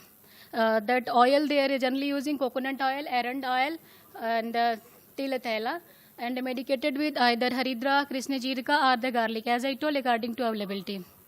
And also they are having practice of the yoni prakchalana, like douching, yoni dhupan, fumigations, that separate rooms for lady, which the special type of room, like that room is little darker, quite calm, that away from the reach of the common other peoples, and a special type of the cord, maximum people they are having weaving cords. In that holes is present, so they used to that cord for the fumigation or the dhupana of the whole body dhupana. And hot water bath, in some places they are having practice of the forcefully throw of the hot water in the back and the lower abdomen. Especially these practices are Kerala and Karnataka. And these are the some drugs which they are maximally using either for the external or internal. And these are the some drugs which they used to go the medical shop, and without any prescription they are only buying and using. And some they are all are following these type of the diets, like they are using light diet and less quantity of diet and water, as they are thinking like if they will give the more water and more diets, so it will increase the girth of the abdomen. And maximally they are giving the rice with the pepper saru, rice with the old jaggery or grita, payasa with the jaggery, variety of the sweets, and they are using less salt and more of the jaggery like sweets item, and the tambula sevan. As they are thinking also, as we also knowing in Ayurveda, it's helpful to reduce the adhyamana. And they are using most of the milk and grita. And as I told, there is some differences in practices among 30 subjects. I just differentiated these things, like postnatal period, the Sutika Kala. Among 30 subjects, some have practiced up to 1 month. That Sutika Kala means they are following the regimen of that do's and don'ts up to 1 month, some up to 1.5 months, some 2 months, some maximally they have practiced up to the 3 months, and some up to the 5 months. And massage, as I told, among 30 people, maximum like, actually that is 25. 25 subjects have practiced the massage, and 5 subjects have not practiced of the massage. And bath day, here I found like more variation. Some have practiced just the day of the delivery, some first day, some second day, some 6th day. And some people like they are having practice of the bath after 10th day, means after 11th day they will give the bath. Up to 10 days they won't give the bath at all to the lady. And use of the abdominal binder, Udarpatta Bandhana.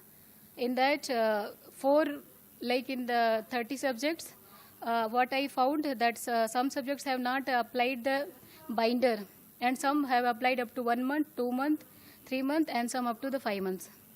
And intake of the meat soup, like some have practiced the non-vegetarian, they were having the practicing of the intake of the meat soup, and but nobody have used before 4 days.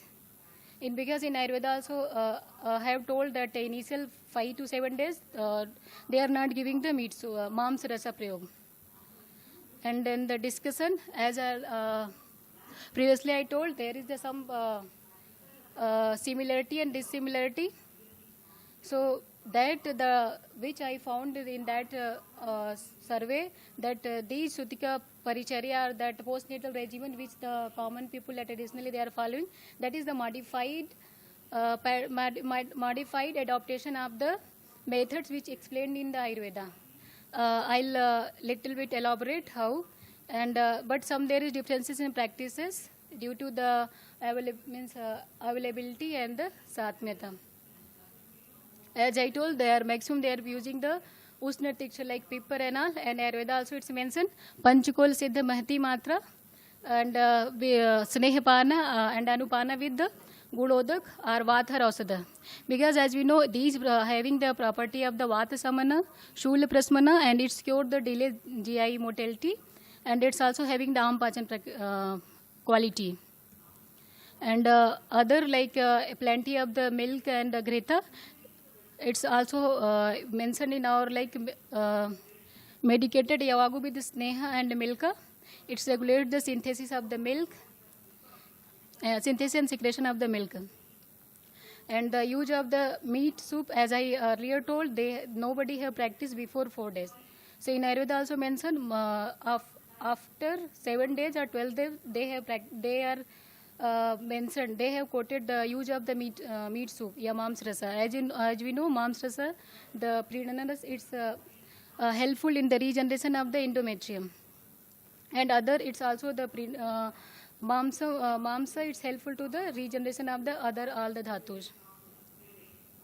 And abhyanga with balatela, like it's mentioned in Ayurveda, but local people, they are using the different oil. As I told, coconut oil, eranda, or til tela, medicated with other, the haridra and all.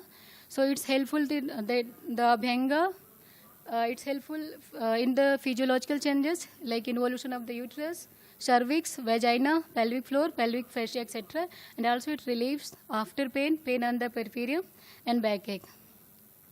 And Usnodak, Parishek, Svedesnana, we use of the hot water, as Susruta has mentioned, Prabhutain, Ushnodikain, Parisinchet, means for postnatal care, he has mentioned use of the good quality and quantity of the hot water, and this is helpful in the Parisinchet Dharaya, Garbha Chobakrit, Rakta Sravadat, Vata Jayart, like the pain and all which is due to the Garbha, it's helpful to relieve that, and also Vata Shamana.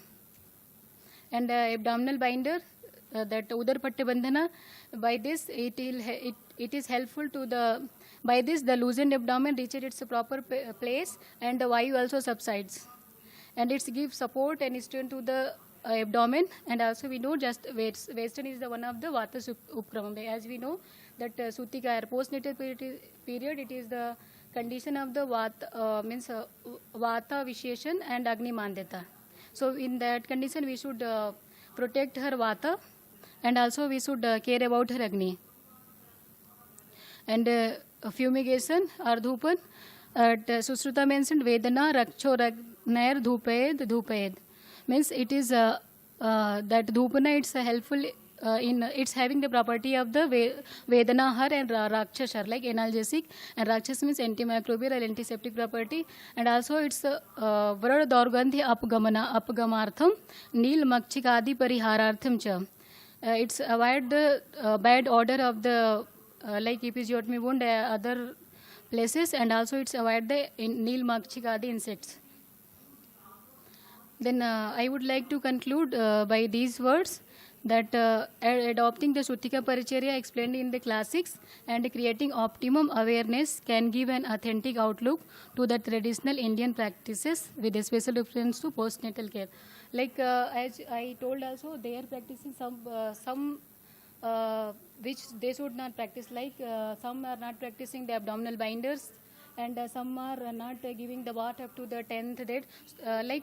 Maximum they are practicing good thing only. Some errors is there. So we can educate them and we can make it the good. Thank you.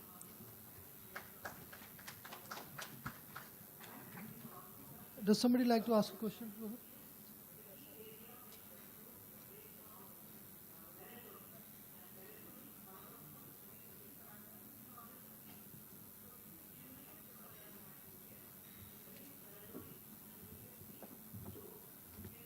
Thank you, Dr. Rachna.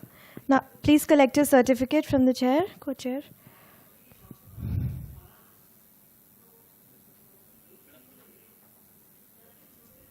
Next on stage, we have Dr. Narayan Jadhav from Dhanvantri Ayurved Medical College and Hospital.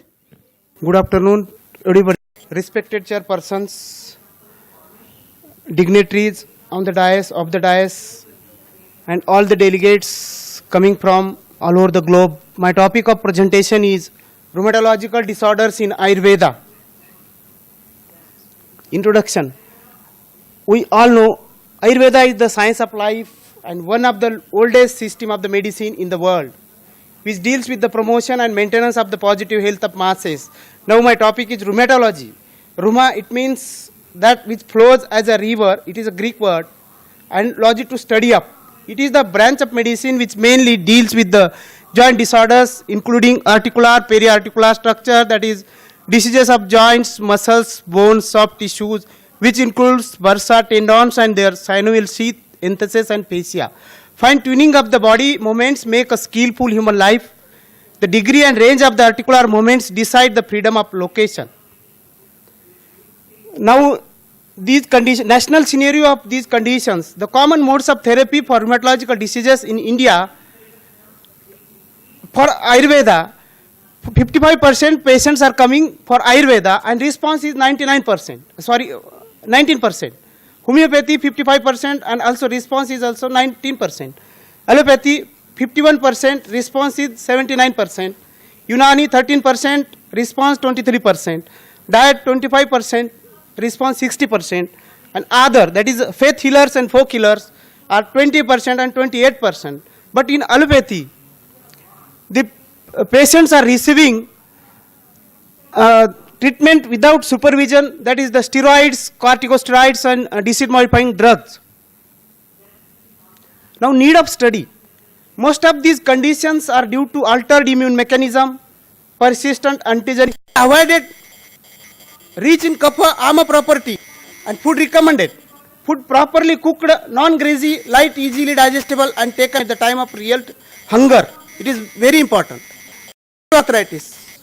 Food promoting vata and in recommended food promoting kapha to joint should be of low calorie value in obese people. Ankylosing spondylitis promoting recommended and food which may reduce recommended. Now pharmacological treatment generally used Google preparations, Amritadi Google, Agul, Kishora Google, Punarnavadi Google, Pancha Amrit, Rasa preparations, Amara Ras, Khanjanikari Ras, Trimurti Ras, Vata Gajankush Ras, Vata Kantak Ras, Vat Vidonsan Ras, Vatari Ras, Rasraj Ras, Rasamanikya, Naradiya Lakshmi Vilas Ras. Some factors influencing the selection of therapy. It depends upon the chronicity of the illness, old age, multi-system involvement, coexisting illness, concomitant and concealed use of other drugs and medicines, high cost of treatment, unpredictability of response and unstable nature of disease and seasonal flare-ups. Now some are statistical examples are here. Diagnosis by incidence of rheumatological cases in 632 patients. RF cases are 130 for osteoarthritis, 201 vertebral disc lesion, that is cervical and lumbar lesion, 202 ankylosing spondylitis 5 patients, frozen shoulders 25 patients and gout 11 patients. Incidence of chronicity wise, chronicity in years 1 is to 5 years are found 2 to 10 patients, 6 to 10 years 28 patients, 11 to 15 years 205 patients, and 16 to 20 years, 32 patients. Sex-wise distribution, male are found 319 and female are 313. And treatment-wise, for Panchakarma or Shodhana treatment, 421, and palliation or Shamana treatment, 22. Now coming to the conclusion. For the rheumatological conditions, since past 13 years, I am all cases. I am conclusion with this. Each and every case should be identified. Determination of treatment objective of the particular case. Patient communication strategy should be formation of self-help groups, promotion of group activities among the arthritis, counseling regarding the matters apart from arthritis but causing concern to patient, personal, social or professional life.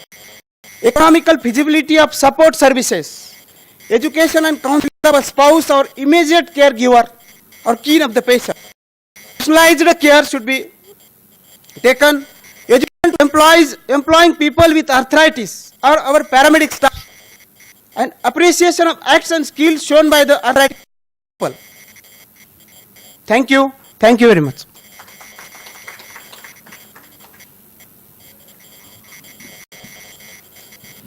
Somebody would like to ask some questions?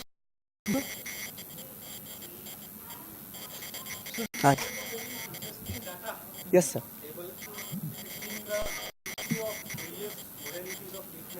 Yes, sir. Allopathy and Ayurveda. What was the source of that data? Sir, there are some books, sir. Internet and books.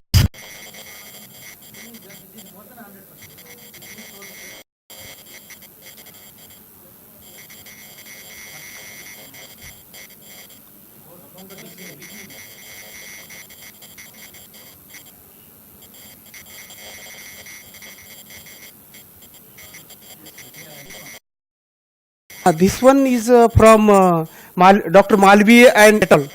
Reference is from Basic Principles and Treatment of Rheumatology book. Dr. Sanjeev Rastogi. Writer is Sanjeev Rastogi. I think Lucknow. I think Lucknow.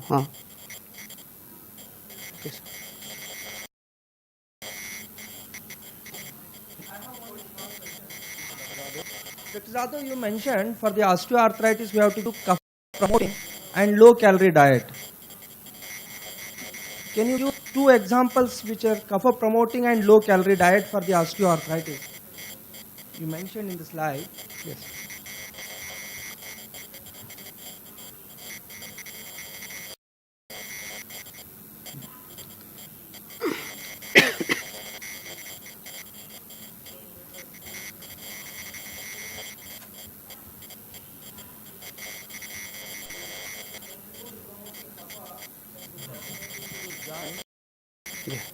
Should be of low calorie.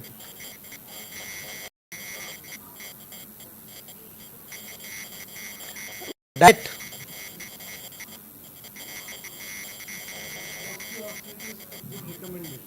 Yes, sir.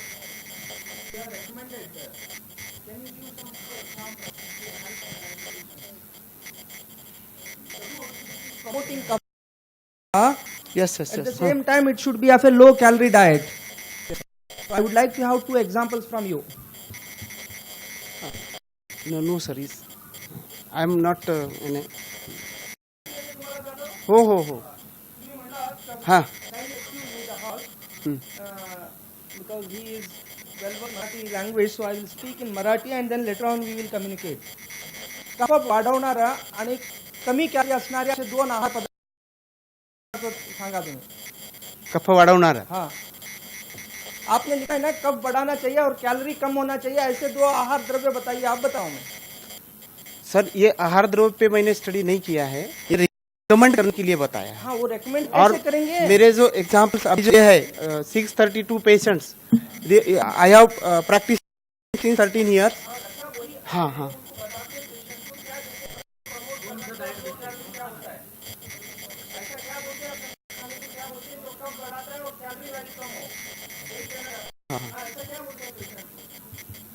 Diet लेते हैं sir हमारे पास diet, ऐसा specific diet हम या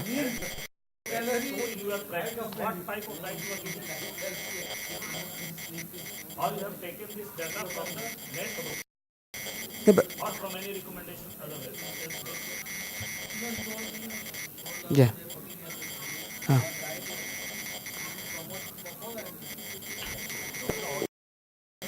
Yes, sir. Yes. We are not any actually following. We are giving routine diet, है sir. चपाती, रोटी, सब्जी है वो routine. Yes, yes, sir. Yeah.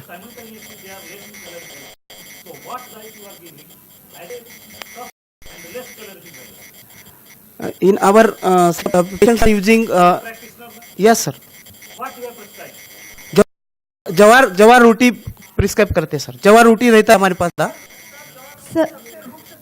Sir, I'm sorry for interrupting. I'm really sorry for interrupting, but for the smooth running of the event, begin with the program and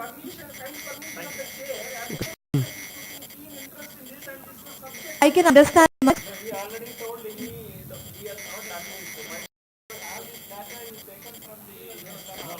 Sir, please coordinate with us and for the smooth running of the event, please coordinate with us. Thank you so much.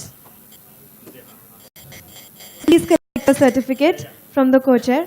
Thank you very much, Dr. Narayan. We really appreciate your talk.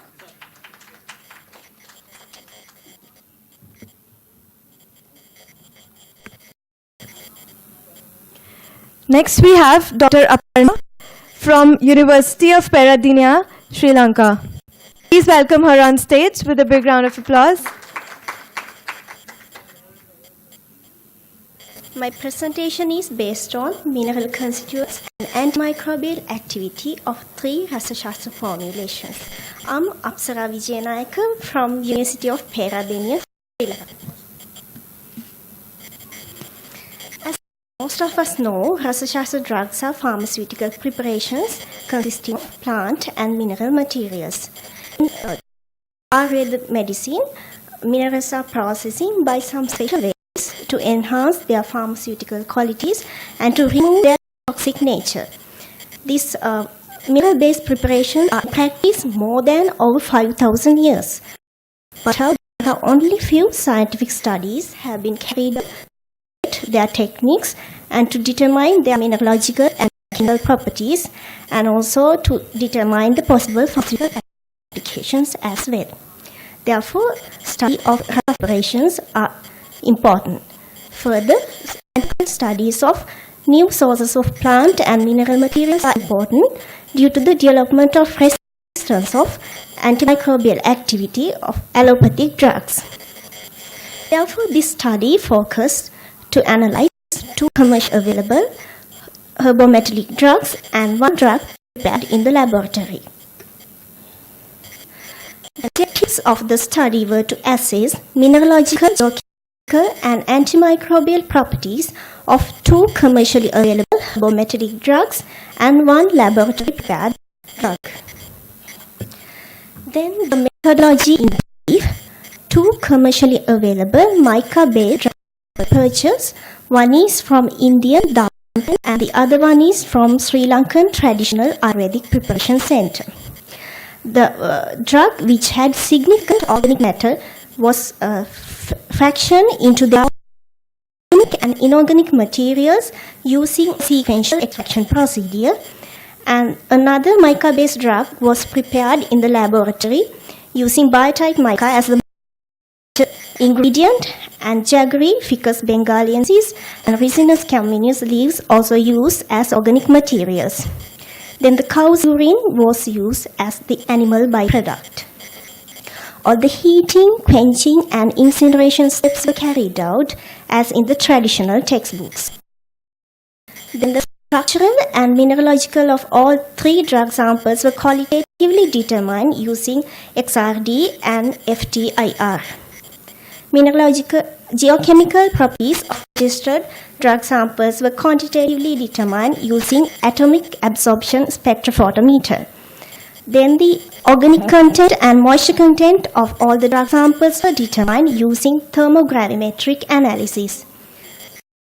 Microbial activity of all the drug samples and their extracts were qualitatively determined using modified diffusion, well-diffusion and agar dilution methods. These are the three drugs used in the study: Manikras Abrakabashma and Abrakabashma prepared in the laboratory, hereafter described as MR, AV and S. Self-preparation technique. Plasma was used as the major ingredient, then by-heated up to 1000 degrees Celsius using a muffle furnace. Immediately after heating, quenching was done using chlorine. This heating and quenching process was repeated 7 times to complete the detoxification test. Then the detoxified mica particles were mixed with paddy husk and tied up in a cloth. Then the entire mixture was dipped in vinegar for 3 days. Then the fine particles filtered out from the textile was collected and mixed with paddy and resinous communis water extract. Then the pellet was kept until air dry, and the dried pellet was placed over the ficus singaensis leaves. Then the entire mixture was sealed and burning again in the muffle furnace. There the temperature was 1000 degrees Celsius. This organic matter addition and incineration steps were repeated 10 times to get the final drug product. These are the components used in antimicrobial analysis: Manikya rasa drug, its hexane extract, its dichloromethane extract, and its methanol extract, and the inorganic residue of the Manikya rasa that consists almost of mineral materials. Then the Abrakabashma commercial and self-prepared samples were used in their solid form and also as suspensions in DNA for the antimicrobial test. Then the plant constituents used for the Abrakabashma preparation also tested for their possible antimicrobial activities using water and ethanol extracts.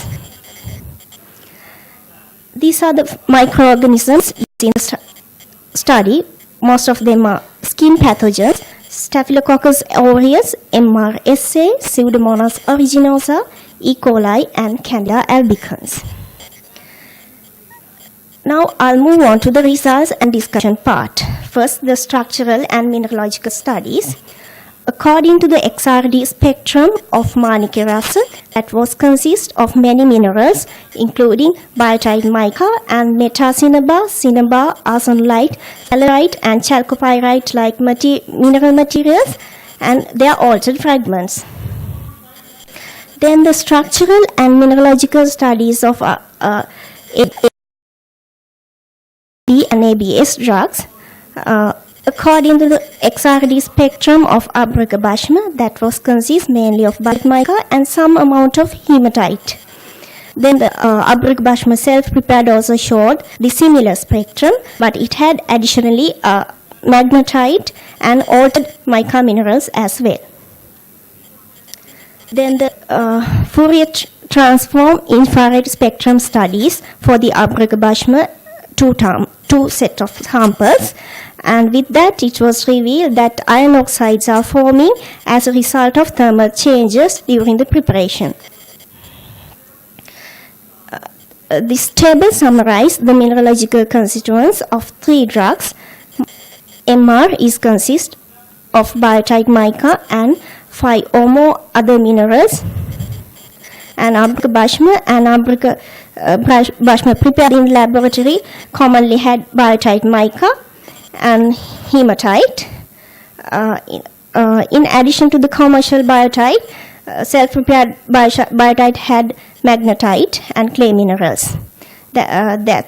Most of the iron oxides and clay minerals have been formed as a result of alteration of thermal steps carried out. Then the geochemical analysis of Manikya rasa drug, that was consist mainly of iron and sodium, and compared to the initial concentrations of raw materials, there the trace element concentrations are significantly lower. Then the geochemical analysis of Abrakabashma commercial sample. There also the iron concentration and sodium cation concentrations were significantly high. And compared to the raw biotite material concentrations, there also the trace element concentrations are significantly lower. And similar results was obtained for the self-prepared Abrakabashma as well. Then the thermogravimetric studies for Manikya Rasa. Manikya Rasa consists nearly 70% of organic material, while both two types of Abrakabashmas are having only 4 to 5% organic materials. Next, I'll move on to the antimicrobial results. First, for the Manikya Rasa. Manikya Rasa drugs and ethanol extract and its all three extracts were active against at least 2 or more tested bacterial species, but none of them showed activity against the Candida albicans. Then Abrakabashma and ABS. Both drugs didn't show any sort of antimicrobial activity for the tested organism with the selected methods. But the Ficus bengaliensis that was used for the Abrakabashma preparation showed the good antimicrobial activity against MRSA and Staph aureus in its water and ethanol extracts. But the Ricinus communis didn't show any sort of an activity for the selected microorganism at the 10,000 ppm concentration level. Then the summary. Mineralogical constituents of Manikya Rasa consists of mica and several minerals, and Abrakabashma commercial sample consists mainly of biotite mica, but the self-prepared Abrakabashma consists altered biotite and iron oxides. Then the antimicrobial activity of drugs. Among the 3 drugs, MR was the most active, and AB and ABS were inactive. Manikya Rasa drug and its residue, which consists significant inorganic material, were active against all bacterial species. And all the 3 drugs were inactive against Candida albicans. Then the antimicrobial activity of extracts. Manikya Rasa methanol extracts was the most active extract among the tested extracts. Then the different components of Manikya Rasa and Ficus bengaliensis showed activity against 2 or more bacterial species. With the tested components, all the tested components were inactive against Candida albicans. Then the conclusions and future directions. Herbomineral combinations in Manikya Rasa has an antimicrobial activity compared to mica as the major ingredients. The herbomineral combinations present in Manikya Rasa and Ficus bengali